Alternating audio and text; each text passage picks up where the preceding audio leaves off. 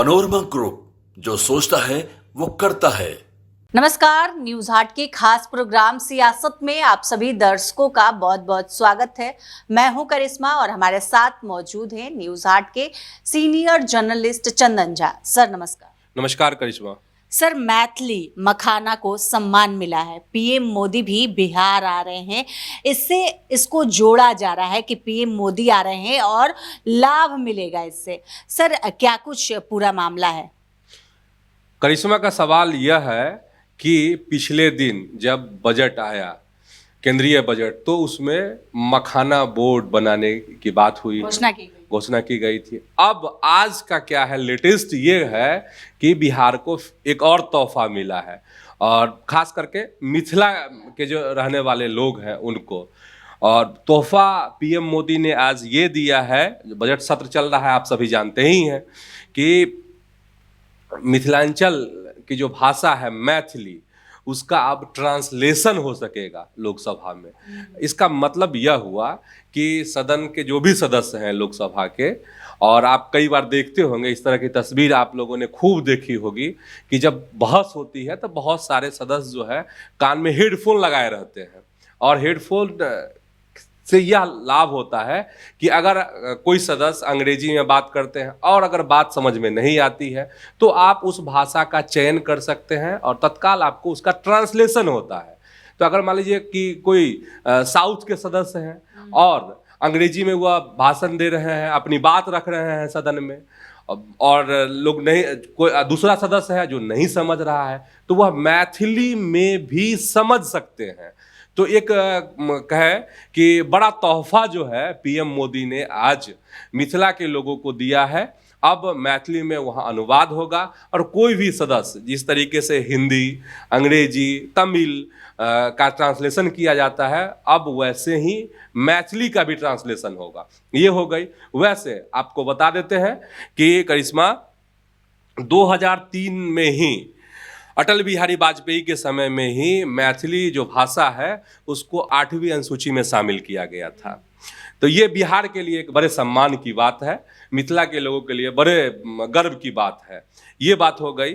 लेकिन एक बिहार से और मांग उठती रहती है, तो ये व्यापक बात है। मांग क्या उठती रहती है? भोजपुरी को लेकर भी मांग उठती है कि उसको भी, उसको भी 8वीं अनुसूची में शामिल किया जाए। तो अब एक बिहार के लोगों को यह भी इंतजार रहेगा। मिथिला को तो सम्मान मिला है, मैथिली को तो सम्मान मिला है, चाहे वो मखाना बोर्ड बनाने की बात हो या फिर जो आज मैथिली ट्रांसलेशन की बात लोकसभा में हुई है, उसकी अनुमति मिली है और पीएम मोदी की पहल पर यह बड़ा कार्य हुआ है। तो अब भोजपुरी के जो लोग हैं, जो भोजपुरी भाषी लोग हैं, उनको इंतजार होगा कि उनको भी इस तरह का सम्मान मिले।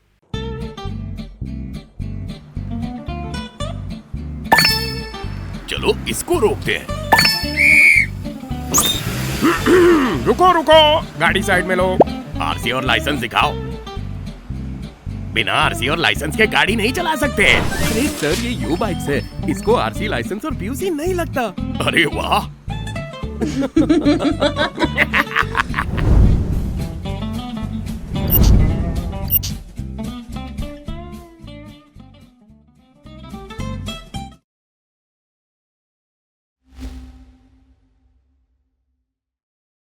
सर, इससे क्या लगता है कि पीएम मोदी को लाभ मिलेगा आने वाले विधानसभा चुनाव में? बिल्कुल मिलेगा लाभ, और उसका लोकसभा प्रमाण है। लोकसभा में जो चुनाव हुआ है उसका प्रमाण है कि शाहाबाद में क्या स्थिति हुई एनडीए की। उसके बहुत सारे फैक्टर हैं। इसमें से एक फैक्टर यह भी है, अगर इस तरीके जो हम कह रहे हैं कि मैथिली को सम्मान मिला, अगर भोजपुरी को भी वही जगह, स्थान, सम्मान मिले, तो इसकी प्रक्रिया बड़ी लंबी है। क्योंकि मैथिली पहले से हम फिर रिपीट कर रहे हैं कि पहले से 8वीं अनुसूची में है, तो इसलिए ये आसान हुआ होगा इस तरह का फैसला लेना नरेंद्र मोदी के लिए, प्रधानमंत्री के लिए।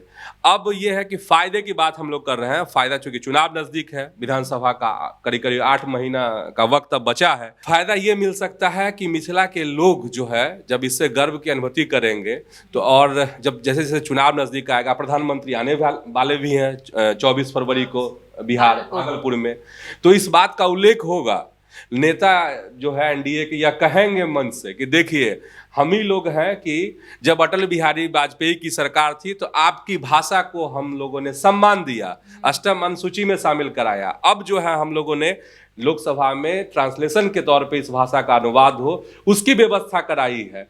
तो लोगों तक बात पहुंचती है, और जब बात पहुंचती है तो उसका असर भी होता है। जैसे दिल्ली चुनाव में क्या हुआ, दिल्ली चुनाव में भाजपा जो है सफलता जो मिली है उसके कई कारण हो सकते हैं, छोटे कारण बड़े कारण। उसमें से अगर बड़ा एक कारण माना जाए, जो जितना मैं समझता हूं, उसमें यह था कि बीजेपी ने यह साबित कर दिया कि आम आदमी पार्टी, अरविंद केजरीवाल जो है भ्रष्ट हैं, आपदा है। यह सफल बीजेपी को की जीत में इस कैंपेन का एक बड़ा मतलब कह सकते हैं कि सफलता मिलने के पीछे बड़ा हाथ कह सकते हैं इस तरह के कैंपेन का, क्योंकि केजरीवाल को लोग ईमानदार के तौर पे जानते थे और बीजेपी ने भ्रष्टाचारी के तौर पे साबित कर दिया, लोगों के मन में बैठा दिया। तो जब कैंपेन होता है, जब चुनाव का प्रचार होता है तो इस तरह की चीजें होती है, और चुनाव नजदीक है तो उससे पहले जो तोहफा मिला है तो स्वाभाविक है कि उसका लाभ मिलेगा भाजपा को, एनडीए को। पनोरमा ग्रुप, जो सोचता है वो करता है।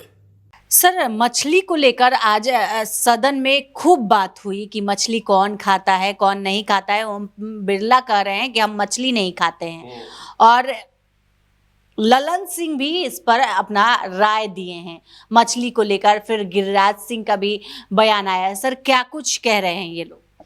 करिश्मा, मछली पे राय नहीं दिए हैं, ललन सिंह ने जवाब दिया है। चूंकि प्रश्नकाल का ये था, समय था, और सारण के जो सांसद हैं राजीव प्रताप रूढ़ी, उन्होंने सवाल किया था कि मछली को लेकर के कि क्या कितना विकास हुआ है, क्या हुआ है, क्या काम हो रहा है। राजीव प्रताप रूढ़ी ने एक आंकड़ा दिया कि 95 करोड़ लोग मछली खाते हैं, जबकि इसका उत्पादन जो है 1 करोड़ लोग करते हैं। बहुत बड़ा ये फासला है।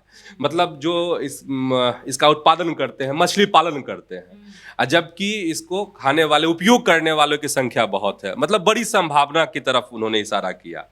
और इसके बाद उन्होंने, राजीव प्रताप रूढ़ी ने कहा कि पता नहीं, इसी में थोड़ा सा एक दौर आया, जो मजाकिया दौर भी आया, जिसमें राजीव प्रताप रूढ़ी ने लोकसभा के अध्यक्ष से कहा कि पता नहीं आप खाते हैं कि नहीं खाते हैं।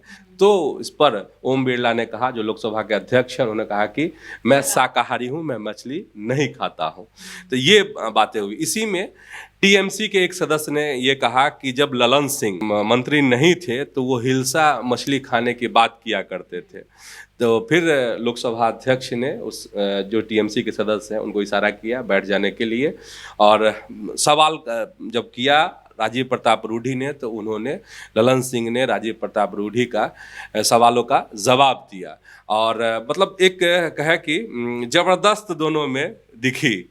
और शुरुआत में जब वह सवाल कर रहे थे राजीव प्रताप रूढ़ी, तो उस समय में कहा उन्होंने अध्यक्ष से कि देखिए, एक बड़ा सवाल हम करना चाहते हैं, जो राष्ट्रीय महत्व का सवाल है वह हम करना चाहते हैं। तो उस पर लोकसभा के अध्यक्ष ने कहा कि इस सदन में जो भी बात होती है वो राष्ट्रीय महत्व की ही बात होती है। और राजीव प्रताप रूढ़ी के सवाल का जवाब देते हुए ललन सिंह, जो मंत्री हैं इस विभाग के, उन्होंने कहा कि देखिए, प्रधानमंत्री नरेंद्र मोदी के नेतृत्व में सरकार बनने के बाद पिछले 1 दशक में मछली की जो पैदावार है वह 100% से भी अधिक बढ़ गई है। क्योंकि राजीव प्रताप रूढ़ी का सवाल था फासले को लेकर। फासले, किस फासले को लेकर? कि देखिए, उत्पादन करने वाले की संख्या कम है, मात्र 1 करोड़ है, जबकि जो खपत है, जो यहाँ पर मछली खाते हैं, उनकी संख्या कितनी बड़ी संख्या है। तो उसी का जवाब दे रहे थे कि सरकार इस क्षेत्र में बड़ा काम कर रही है, सरकार बहुत गंभीर है। ललन सिंह ऐसा कह रहे थे, और उन्होंने इसका आंकड़े के साथ कहा कि देखिए, जब सरकार बनी तब से अब तक 100% की इसमें उत्पादन में वृद्धि हुई है। तो एक अलग तरह का अंदाज दिखा। एक अंदाज इसी दौरान यह भी दिखा कि गिरिराज सिंह को निशाने पे लिया गया। मजाक में ही चल रहा था, और कहा कि भाई गिरिराज सिंह मछली खाते हैं कि नहीं। सदन में इस तरह का सवाल उठा तो एक सदस्य ने कहा कि हाँ, गिरिराज सिंह तो मछली खाते हैं, लेकिन किसी को खिलाते नहीं है। तो इस तरह का जो हास्य व्यंग का माहौल भी दिखा है। लेकिन राजीव प्रताप रूढ़ी का जो सवाल था उसका करारा जवाब जो है ललन सिंह ने सदन में दिया है आंकड़े के साथ। पनोरमा ग्रुप, जो सोचता है वो करता है। सर, राष्ट्रपति भवन में शादी होने जा रहा है, पहली बार किसी महिला की शादी हो रही है। सर, क्या कुछ वहाँ सर क्या है कि राष्ट्रपति भवन में शादी किया जा सकता है, हर कोई कर सकता है, या ये महिला स्पेशल है? कौन है ये महिला? देखिए, राष्ट्रपति भवन में सब कोई इस तरह का आयोजन नहीं हो सकता है किसी के लिए भी। पहली बार जो 70 वर्षों का इतिहास है राष्ट्रपति भवन का, उसमें पहली बार इस तरह का आयोजन हो रहा है।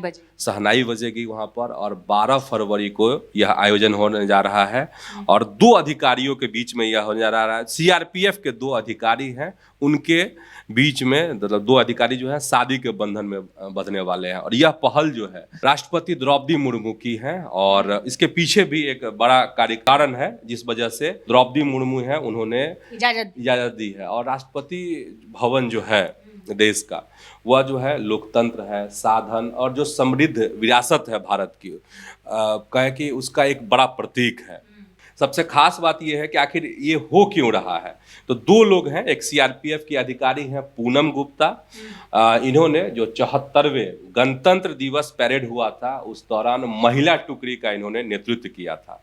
और दूसरे अधिकारी हैं सीआरपीएफ के ही अधिकारी हैं अवनीश कुमार, इन्हीं दोनों की शादी होने वाली है 12 फरवरी को। और द्रौपदी मुर्मू जो है, चूंकि महिला टुकड़ी का इन्होंने ये नेतृत्व किया था, किसने? तो पूनम गुप्ता ने। इसलिए द्रौपदी मुर्मू इसको एक ऐतिहासिक तो होगा ही, चूंकि पहली बार इस तरह का आयोजन वहाँ होने जा रहा है इस तरह का।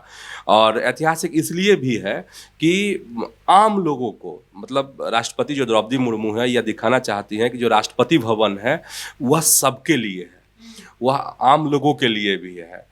और चूंकि यह उस दिन के परेड का नेतृत्व की थी पूनम गुप्ता, तो इसीलिए एक इतिहास के तौर पर इस तरह का आयोजन जो है वहाँ पे होने जा रहा है। अब सबका ध्यान है कि किस तरह का आयोजन होगा। सबसे खास बात यही करिश्मा इस आयोजन में कि उनके जो करीबी रिश्तेदार हैं वही इसमें शामिल होंगे। सुरक्षा के जो चाक चौबंद व्यवस्था है वह रहेगी। आम लोगों को प्रवेश वहाँ नहीं मिलने वाला इस मतलब इस शादी को देखने के लिए, लेकिन है ऐतिहासिक 70 वर्षों के इतिहास में। पनोरमा ग्रुप, जो सोचता है वो करता है।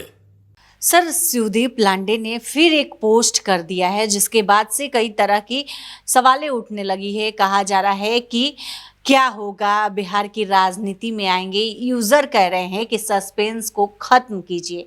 शिवदीप लांडे के इस पोस्ट ने फिर हलचल मचा दी।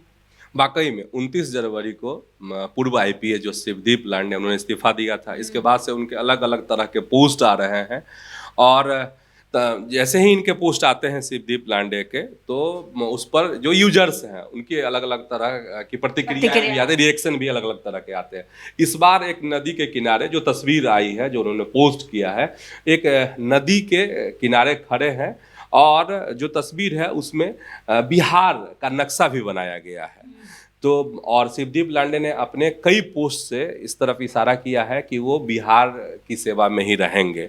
अब यूजर भी पूछ रहे हैं कि आखिर क्या करेंगे, राजनीति में आएंगे क्या, वह केजरीवाल के नक्शे कदम पर चलेंगे, क्या करेंगे। कुछ ने पिछले पोस्ट में कहा था कि आपने गलत किया, बहुत पुलिस वालों का दिल टूट गया, आपको इस्तीफा नहीं देना चाहिए था। अब सबको इंतजार है कि आखिर शिवदीप लांडे सही में राजनीति में आते हैं। कई बार होता है कि वो अध्यात्म में आएंगे, और अध्यात्म में आएंगे तो बिहार में क्या करेंगे, यह भी सवाल है। अभी तक उन्होंने खुलासा नहीं किया है क्या करेंगे। हाँ, उनके जो पोस्ट है उससे सस्पेंस और बढ़ जाता है। और इस बार का चूंकि वो बिहार के नक्शा के साथ है तो सस्पेंस और बड़ा है कि आखिर क्या करने वाले हैं। आज जो शिवदीप लांडे ने पोस्ट किया है तो नक्शा वाली बात हमने बता ही दी। उन्होंने लिखा है पोस्ट कर कि 1 कदम माटी के कर्ज की ओर। कौन सी माटी है, तस्वीर में तो बिहार दिख रही है, अब कर्ज है, कौन सा कर्ज है, कैसे वह उतारते हैं, इस पर सबका ध्यान रहेगा, नजर रहेगी। तो आज के इस वीडियो में बस इतना ही। आगे की खबरों के लिए आप हमारे चैनल न्यूज 8 को सब्सक्राइब कर ले। अगर फेसबुक पर देख रहे हैं तो पेज को लाइक करना न भूलें। हमारी वेबसाइट है news8.com, उसे भी जरूर विजिट करें। धन्यवाद।